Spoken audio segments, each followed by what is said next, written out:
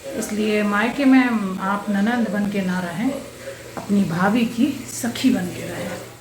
नमस्कार दोस्तों, मम्मी के घर में जो कथा थी, पंडित जी यहाँ पर तैयारी कर रहे थे। मम्मी लाला के सामान दे रही थी, मैं थोड़ा बीच बीच में आके रिकॉर्डिंग कर रही थी क्योंकि मैं खाना बना रही थी। ये मेरी मम्मी हैं और ये मेरी मौसी हैं।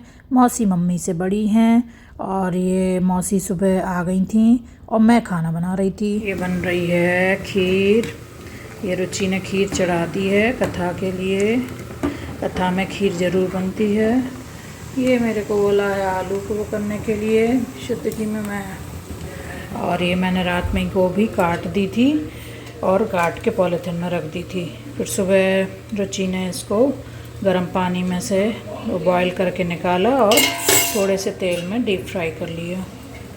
और ये छोले उबल गए हैं, ये टमाटर प्यूरी, ये दही, ये मटर और ये गोभी के लिए आलू डीप फ्राई कर लिए हैं और बाकी काम चल रहा है।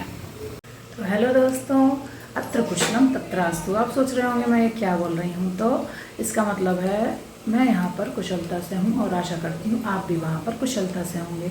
हम लोग जब बचपन में चिट्ठी लिखते थे तो सबकी चिट्ठी में यही लिखते थे, तो इसका यही अर्थ होता है कि और आशा और कामना यही की जाती है कि मैं कुशलता से हूँ, अच्छी हूँ, आप भी अच्छे होंगे। भगवान करे प्रभु आपको और सबको खुश और प्रसन्न रखे।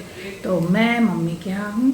आज मम्मी के यहाँ कथा है। मेरे काक्ष के जन्म के उपलक्ष्य में मम्मी ने कथा बोली थी। सत्यनारायण की कथा है। भाई को छुट्टी नहीं मिलती, उसका मीटिंग का काम चलता रहता है, तो वो तो बैठा है। तो मम्मी और मेरी भी रुचि एकाक्ष को लेकर बैठ रही हैं कथा में।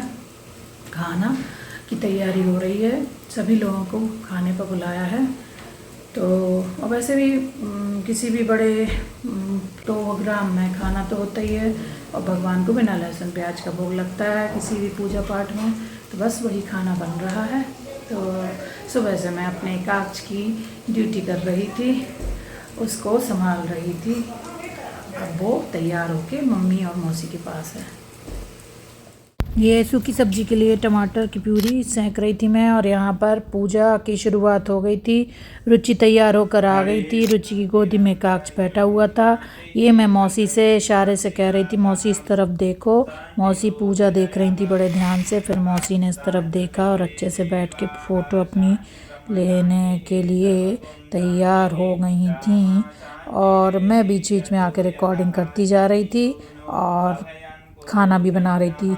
रुचि ने आधी सी तैयारी कर दी थी। अब चूँकि रुचि को ही खाना बनाना था तो उसकी स्टाइल में बनना था। अब मेरे हाथ में आ गया था तो फिर मैंने कुछ पूछा। फिर मैंने बोला भाई मैं अब अपने हिसाब से बना रही हूँ। देख रहे हैं काक्ष को कितने प्रेम से बैठा है कितना प्याला बैठा है मेरा राजा बाबू अपना मम्मा की गोदी में ऐसे बैठ के कथा सुन रहा है।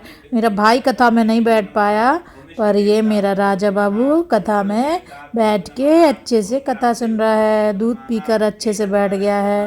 तो वैसे भी मेरा बच्चा बहुत शांत है, बहुत प्यारा बाबू है मेरा।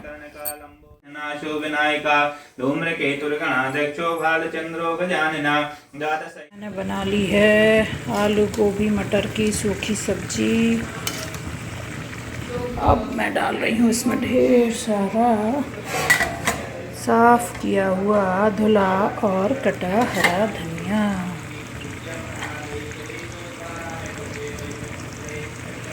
हरी धनिया थोड़ी कश्मीरी लाल मिर्च डालकर मैंने सब्जी को ढक दिया था अच्छे से पकने के लिए।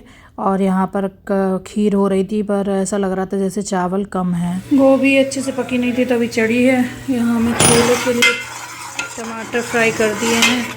मैं आपसे ये कहना चाहती हूँ कि आप मायके में आए तो भी काम ज़रूर करें, क्योंकि हमारी भाभीयों ने थोड़ी ना ठेका ले रखा है कि भाभा नंदे आए तो बस भाभी ही बना बना के खिलाएं।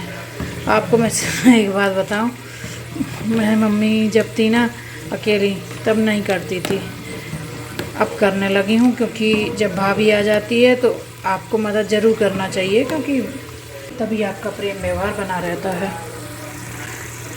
इसलिए मायके में भी अपनी भाभी के साथ मदद करें ताकि आपके आने से उसको बुरा ना लगे।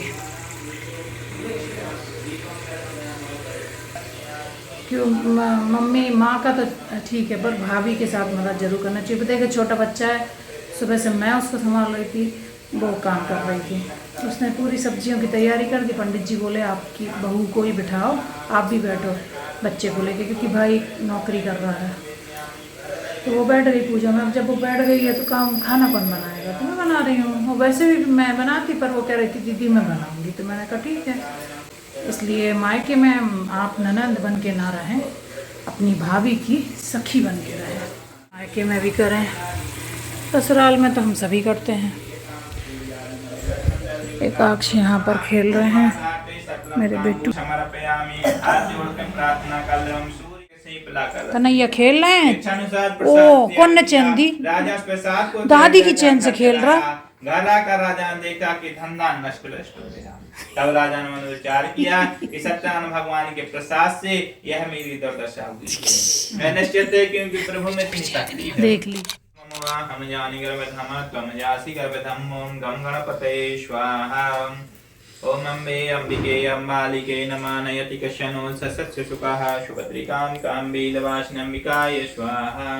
ओम जयंती मंगला काली भद्रकाली कपालिनी दुर्गा क्षमा शिवा धात्री स्वाहा। सदा नमोस्तुते स्वाहा।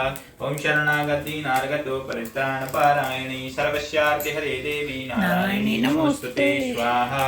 ओम श्रीमन् महागणाधिपतये स्वाहा।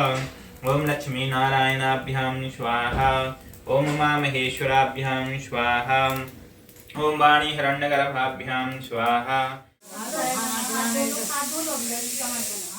तुम भी इनके साथ बैठ जाओ। ओम लक्ष्मी नारायणाय स्वाहा। ओम उमा महेश्वराभ्यां स्वाहा। ओम वाणी हिरण्यगर्भाभ्यां स्वाहा। ओम शची पुरंदाभ्यां स्वाहा। ओम मातृ पितृ चरण कमलेभ्यो स्वाहा। ओम इष्ट देवताभ्यो स्वाहा। तो देखिए दोस्तों, भोजन पूरी तरह से तैयार है भोग के लिए। तो ये मैं भोग के लिए भोजन ले जा रही हूँ सत्यनारायण कथा का। अब सब भगवान जी इस भोग लगा लें, फिर पता चलेगा कि कैसा क्या बना है।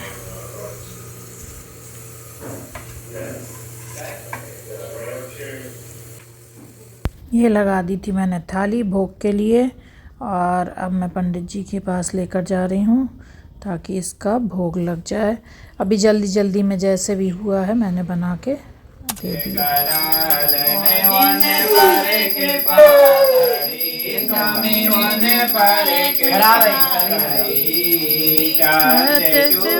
एक राजा की विपद हरी।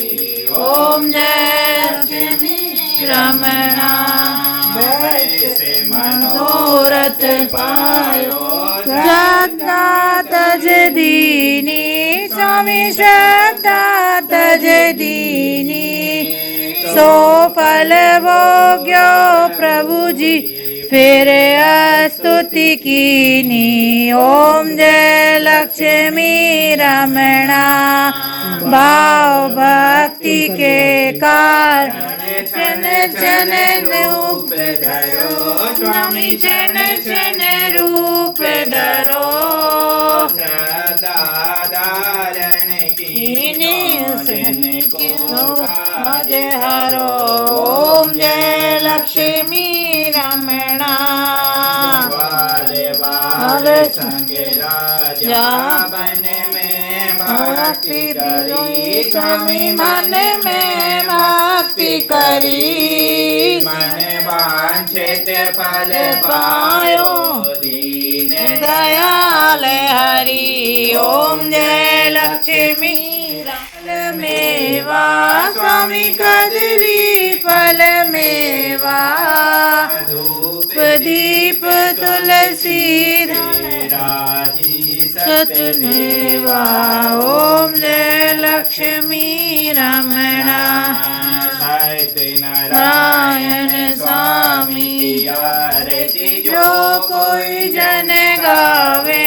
स्वामी गावे भगत शिवानंद स्वामी